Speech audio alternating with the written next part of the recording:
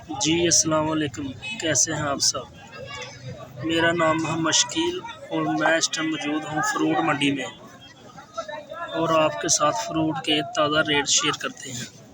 अगर आपको हमारी वीडियो अच्छी लगे लाइक और शेयर ज़रूर करना। सबसे पहले किन्नू 80 पीस 400 की पेटी। ये छोटा किन्नू 80 पीस 300 की पेटी। ये दोनों एक ही है, 300 की पेटी है 80 पीस वाली। ये मौसमी, ये भी 80 पीस 600 रुपये की पेटी। मौसमी अच्छी क्वालिटी की मौसमी।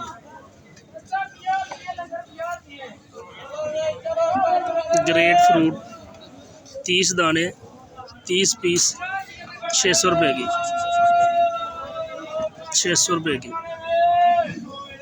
लाल सेब वज़न 10 किलो 2000 रुपये की।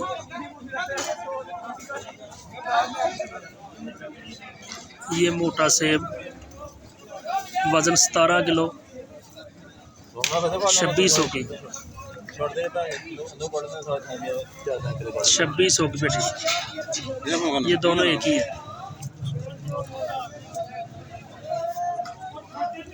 17 किलो वज़न 2600 की। ये सफ़ेद सेब वज़न 15 किलो 2000 रुपये की। पेटी 2000 रुपये की। लाल सेब 250 रुपये किलो।